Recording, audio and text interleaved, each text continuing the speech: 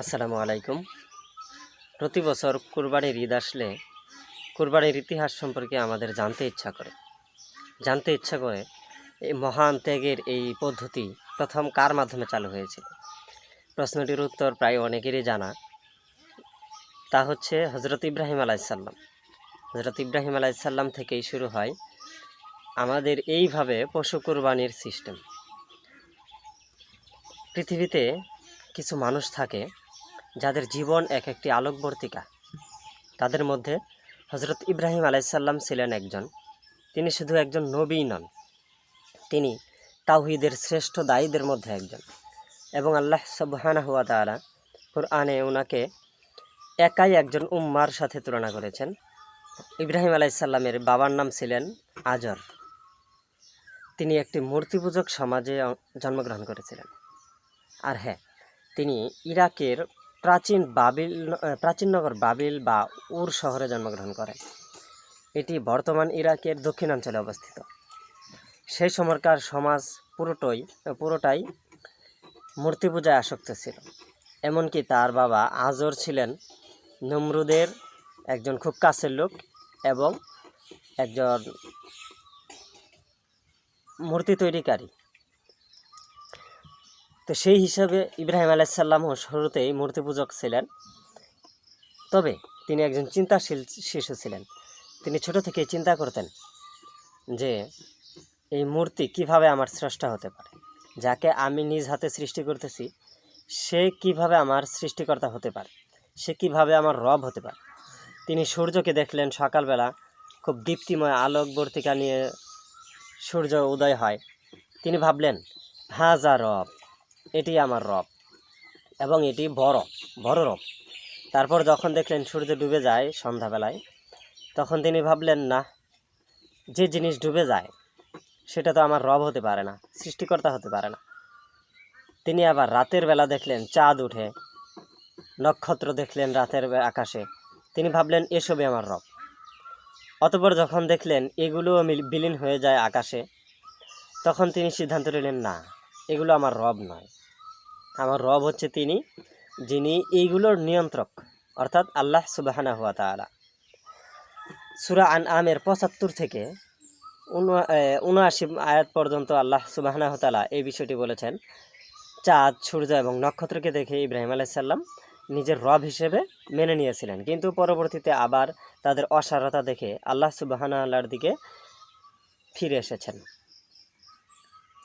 তিনি ছোটোবেলায়, অর্থাৎ কিশোর হিসেবেই যখন বেড়ে উঠছিলেন, তখন তিনি মূর্তি তৈরি করতেন বাবার সাথে এবং মূর্তি বিক্রি করতে নিয়ে যেতেন। ঠিক তখনই আল্লাহ সুবহানাহু ওয়া তাআলা যখন তাকে হিদায়াত দিলেন, তখন থেকেই তিনি পুরো পৃথিবীর বিরুদ্ধে, মূর্তিপূজক সমাজের বিরুদ্ধে যুদ্ধ শুরু করে দিলেন, দাওয়ার কাজ শুরু করে দিলেন। তিনি একবার এক পূজার সময় তার বন্ধুবান্ধবরা বলল, ইব্রাহিম চলো আমরা মেলায় যাই। সেটি ছিল একটা বিখ্যাত মেলা। সেই মেলাতে মানুষ মূর্তি পূজা করত এবং মেলা শেষে এসে মন্দিরে, অর্থাৎ মূর্তি যেখানে রাখা হতো সেখানে গিয়ে তারা মূর্তির সামনে প্রসাদ দিত, মূর্তির ইবাদত করত। তো ইব্রাহিম আলাইহিস সালাম তাদের সঙ্গে গেলেন না, আসমানের তারার দিকে তাকিয়ে বললেন, আমি অসুস্থ। ইব্রাহিম আলাইহিস সালাম বোঝাতে চাইলেন আমি মানসিকভাবে অসুস্থ, কিন্তু তার বন্ধুরা ভাবলো তিনি শারীরিকভাবে অসুস্থ। যাই হোক, তিনি তাওরিয়া করেছিলেন।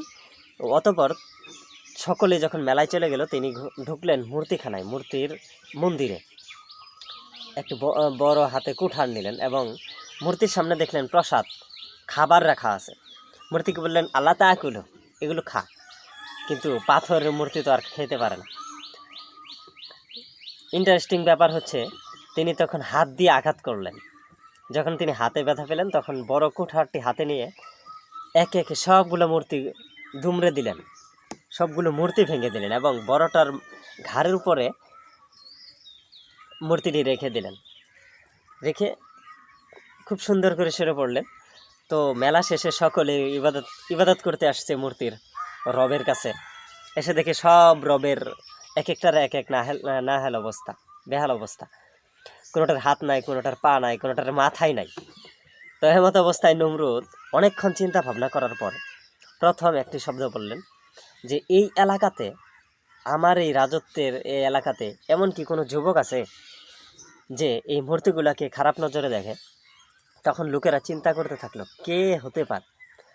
তখন তাদের মনে পড়লো যে ইব্রাহিম আলাইসাল্লাম, অর্থাৎ ইব্রাহিম নামের যে যুবক, সে তো আর মেলায় যায় নাই এবং সেই এইগুলো নিয়ে চিন্তাও করে যে আমি যাকে সৃষ্টি করি সে আমার কিভাবে স্রষ্টা হতে পারে। চাঁদ হয়তো বা আমার স্রষ্টা, সূর্য অথবা হয়তো বা আমার স্রষ্টা, স্টার নক্ষত্রগুলো হয়তো বা আমার স্রষ্টা। এসব ব্যাপারে ইব্রাহিমই একমাত্র চিন্তা করে। তো নমরুদ তখন যুবকের চিন্তা করেছিল যে কেনই বা যুবকের প্রশ্ন, কোনো বৃদ্ধাও তো ভাঙতে পারে। নমরুদ এই মূর্তিগুলার ভাঙা অবস্থা দেখে বুঝেছিলেন এটা শুধু মূর্তি ভাঙা দিয়ে শেষ হবে না, এটি এই সমাজকে ভেঙে নতুন করে গড়ে তুলবে, হয়তো বা তাতে মূর্তির কোনো স্থান থাকবে না।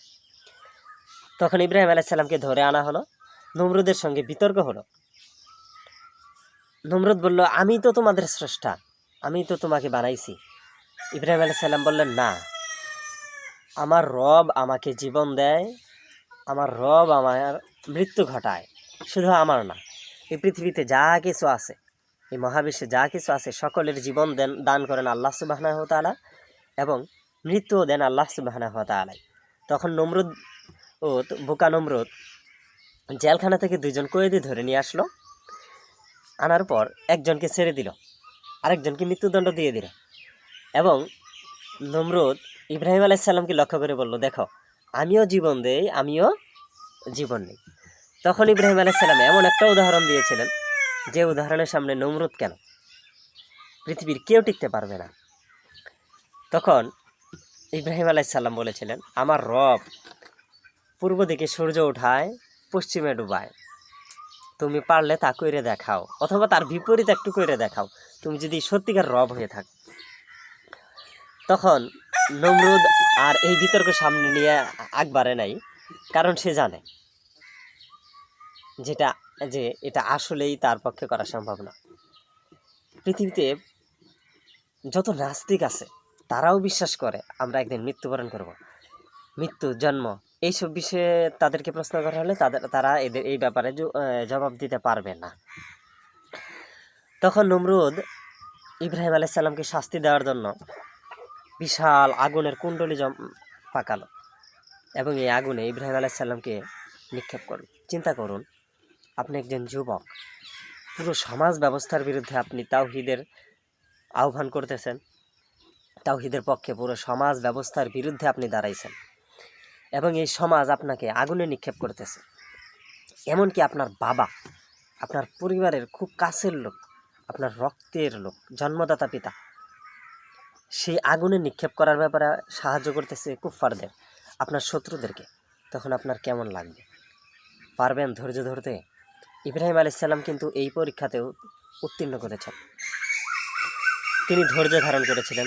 আল্লাহর উপর তাওয়াক্কুল যে কী পরিমাণের হতে পারে, ইমানের যে হাই লেভেল ছিল ওনার, আল্লাহ সুবহানাহু ওয়া তাআলা তখন তার প্রতি সন্তুষ্ট হয়ে আগুনকে বলেছিলেন, হে আগুন, তুমি ইব্রাহিমের জন্য নিরাপদ এবং শীতল হয়ে যাও।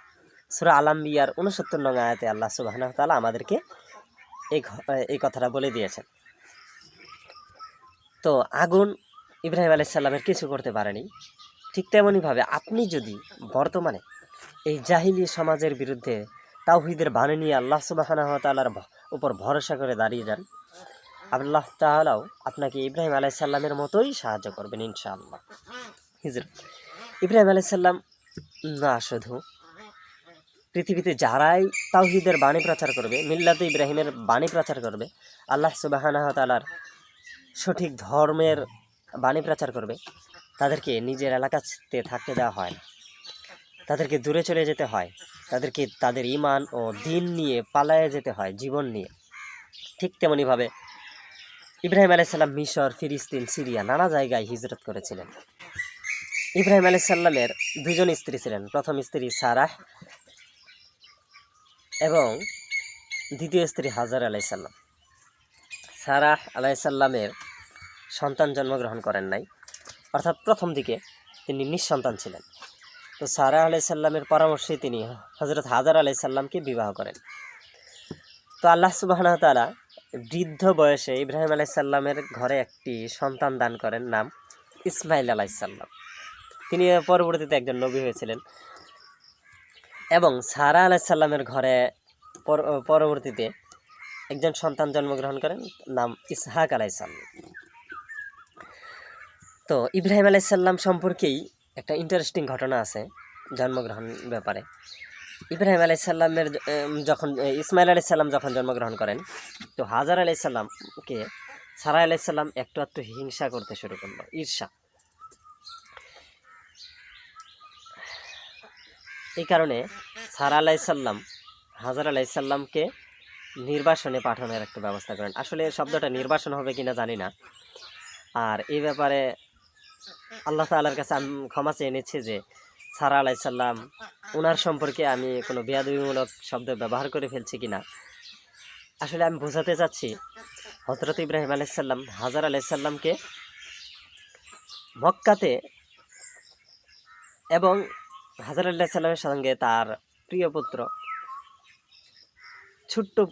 ছোট্ট শিশু, দুধের শিশু ইসমাইল আলাইসাল্লামকেও মক্কাতে রেখে আসেন।